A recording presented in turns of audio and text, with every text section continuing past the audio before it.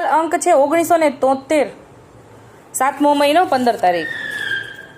એમાં ત્રીજું પાનું છે. એમાં એક પ્રસંગ આપ્યો છે, એ વાંચું છું. એક ગામની અંદર એક શેઠ અને શેઠાણી રહેતા હતા. બંને વૈષ્ણવ હોવાથી ઘરે સેવા પધરાવીને પ્રભુને રૂઢી રીતે સેવા કરતા.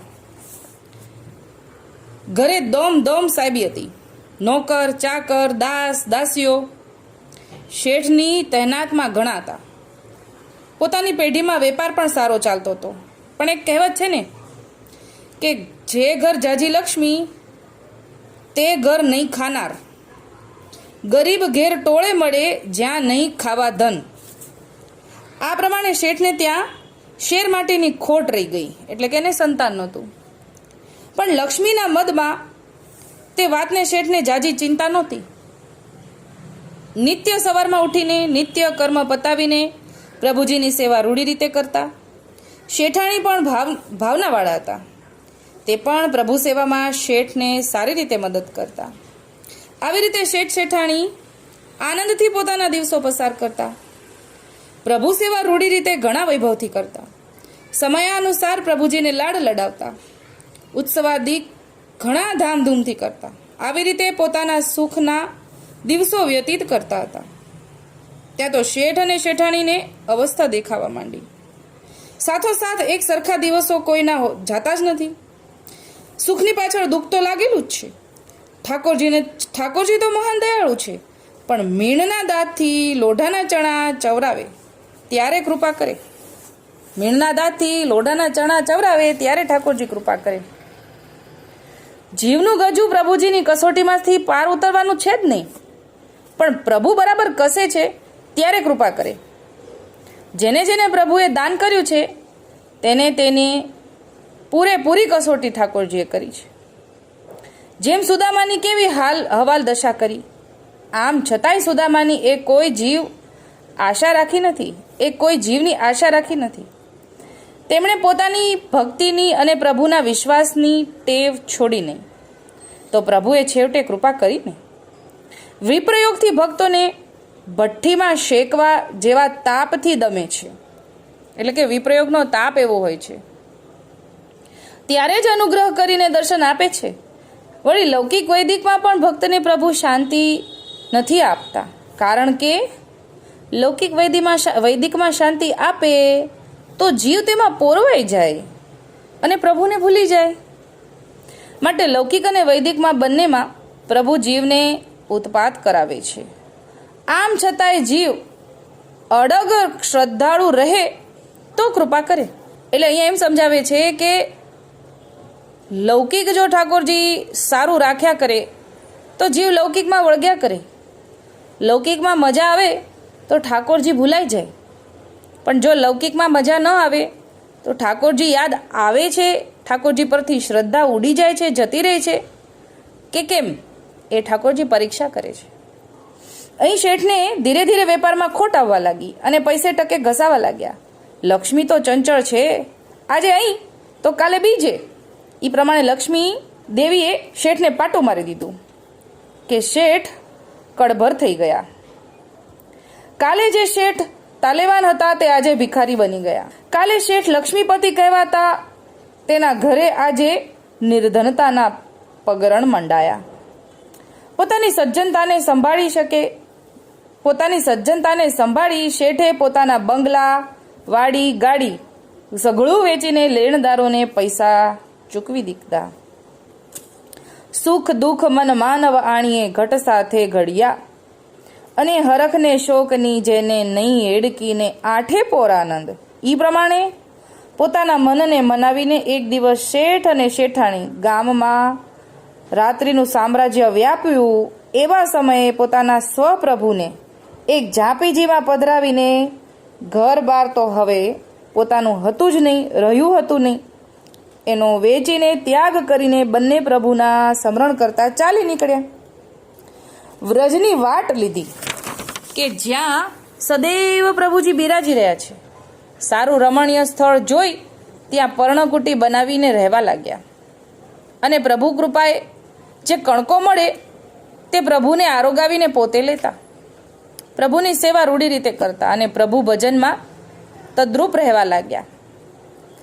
શેઠ અને શેઠાણીને જ્યારે પોતાના સારા દિવસો હતા, ઘણા દાસદાસીઓ પોતાની તહેનાતમાં રહેતા, આવી સુખ સાહેબીમાં જે આનંદ, પ્રેમ, તદ્રુપતા ભાવ નહોતા જડતા ને, તે અત્યારે આવા કષ્ટમય દિવસોમાં આવીને નિર્ધનતામાં પણ બહુ આનંદ અને પ્રેમ મેળવી શક્યા.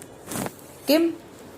કારણ કે જ્યાં લક્ષ્મી ત્યાં મદ, અહમ, માન, મેં, મોટાઈ આવા અનેક પ્રકારના લૌકિક આવરણો હોય છે. પણ નિસાધનતામાં જે આનંદ છે ને, એ બીજામાં ક્યાંથી? પ્રભુ પ્રેમ ભૂખ્યા છે. જ્યાં પ્રેમ ત્યાં પ્રભુ, જ્યાં પ્રભુ ત્યાં અષ્ટસિદ્ધિ હોય જ, એમાં નવાઈ શું? આમ મન વાળીને શેઠ શેઠાણી આનંદમાં દિવસો વિતાવે છે. ત્યાં એક દિવસ શેઠ શેઠાણીને કહે કે સાંભળ, અત્યારે શ્રાવણ માસ ચાલે છે, એમાંય વ્રજનો શ્રાવણ માસ, એટલે શું બાકી રહે? મંદિરે મંદિરે કેવા વૈભવથી પ્રભુ હિંડોળા ઝૂલે છે. એ સાંભળીને મને આપણા વૈભવના દિવસો યાદ આવે છે અને મને એમ થાય છે કે આવા શ્રાવણ માસમાં આપણે કેવા પ્રભુને લાડ લડાવતા, નિત્ય નવા નવા હિંડોળાઓ માણસો પાસે ભરાવતા અને પ્રભુને ઝૂલાવતા. જો આ વાતમાં એક વાક્ય, એક શબ્દ ધ્યાનમાં લેવા જેવો છે કે હિંડોળા માણસો પાસે ભરાવતા અને પ્રભુને ઝૂલાવતા. એટલે કે હિંડોળો ભરવા માટે માણસો હતા, એટલી બધી જાહો જલાલી હતી. અહીંયા આપણને એ ભાવ સમજાવે છે કે પોતે જ સેવા કરવાની. હવે આપણને ધીરે ધીરે આગળ આવશે. કેવા વૈભવથી પ્રભુને લાડ લડાવતા એ દિવસો મને યાદ આવી જવાથી મારું હૃદય દુખાય છે. ત્યારે શેઠાણી કહે, અરે શેઠ, એક સરખા દિવસ કોઈના જાતા નથી. આજે જેને દુઃખ માનીએ એવા દિવસો દુઃખ થઈને ઊભું રહે છે. સુખ પાછળ દુઃખ અને દુઃખ પાછળ સુખ, એ તો સંસારની ઘટમાં ચાલ્યા જ કરે. માટે તમે હૃદયમાં દુઃખ ન લાવો. પ્રભુ તો ભાવના ભૂખ્યા છે. પ્રભુ મહેલ બંગલામાં નથી બિરાજતા, પ્રભુ તો પોતાના ભક્તોના હૃદયમાં સદૈવ બિરાજે છે. એને તો 7 માળનો બંગલો અને એક નાની સી પર્ણકુટી બધું સમાન જ છે. પ્રભુ 56 ભોગને નથી ઈચ્છતા, અને જો ઈચ્છતા હોત તો દુર્યોધનના 56 ભોગને ત્યાગ કરીને વિદુરજીની ભાજી શા માટે આરોગી? પદ્મનાભદાસના છોલા કેમ આરોગ્યા? માટે પ્રભુ તો ભાવના ભૂખ્યા છે. માટે તમારા હૃદયમાંથી કળેશને કાઢો, કારણ કે કળેશ તો ચાંદાળનું સ્વરૂપ છે. માટે તમે હૃદયમાં દુઃખ ન લાવો. આજે સાંજે જરૂર આપણે ઠાકોરજીને હિંડોળે ઝુલાવશું ને આનંદ કરશું. શેઠ કે દેવી, તમે હું વાત કરો છો? પણ તે બનવી બહુ મુશ્કેલ છે, કારણ કે પ્રભુને હિંડોળે ઝુલાવવાની તમે વાત કરી રહ્યા છો, એ કેમ બને? આપણી પાસે હિંડોળો છે જ ક્યાં? આ નાની એવડી ઝૂંપડી માંડ છે, એ ક્યાંથી સગવડ થાય? શેઠાણી કે, શેઠ, કોઈ વાતની ચિંતા તમે ન કરો. સાચો ભાવ હશે તો જરૂર ઠાકોરજીને હિંડોળે ઝુલાવશું. અત્યારે તમે ભોગ ધરી અને પ્રસાદ લઈને જરા આરામ કરો. ટાઈમ જતાં વાર લાગતી નથી. સાંજ પડી. શેઠાણીના હૃદયમાં એક સ્ફૂર્ણા થઈ. શેઠાણી બોલ્યા કે ઉઠો, ઊભા થાવ, પ્રભુજીને હિંડોળે ઝુલાવીએ. ત્યારે શેઠ હજરત પામીને ઊભા થયા. ત્યારે શેઠાણી કહે, લાવો તમારો જમણો હાથ. મારા જમણા હાથમાં એક આંકડો ભીડો, પછી હાથમાં વસ્ત્ર ધરીને ઠાકોરજીને પધરાવો, પછી ઠાકોરજીને ઝુલાવીએ. જો આપણને આ શીખવાડે છે સ્ત્રી કે આનંદ છે ને એને પૈસાની જરૂર નથી, હૃદયમાં હોય છે, હૃદયમાંથી પ્રગટે છે.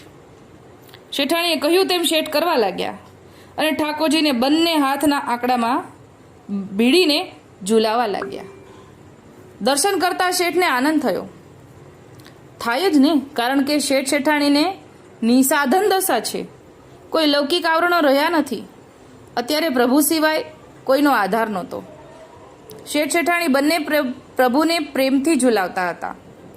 ઝુલાવતા ઝુલાવતા પ્રેમ મગ્ન બનીને હિંડોળાનું મલારનું પદ બોલે છે. શેઠ અને શેઠાણી ગાય છે.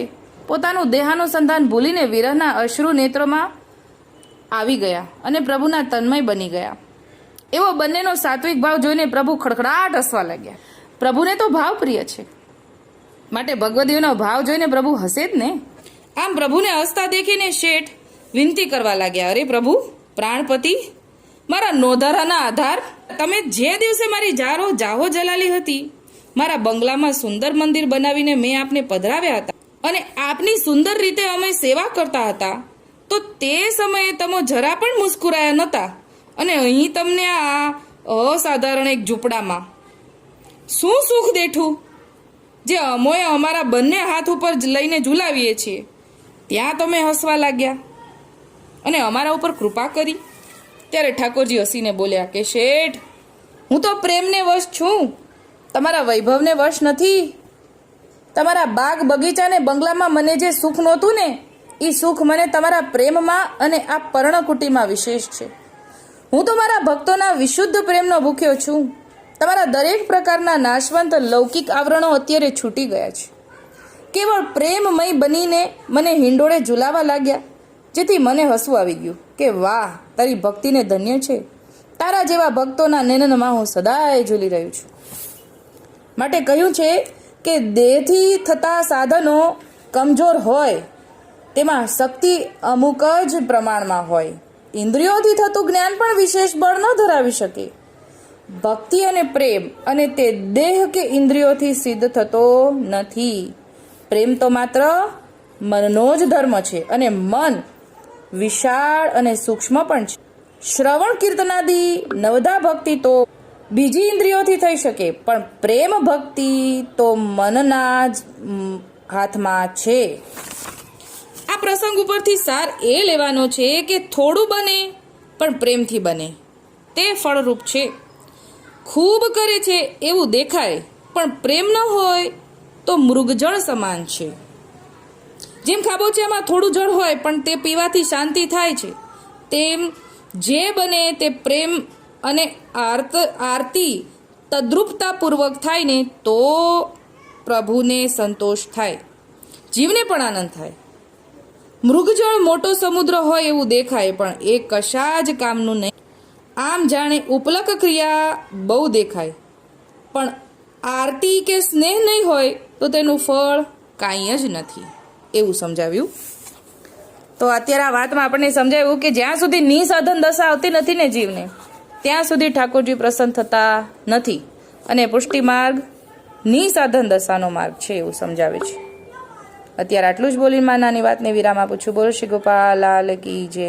અંક છે 19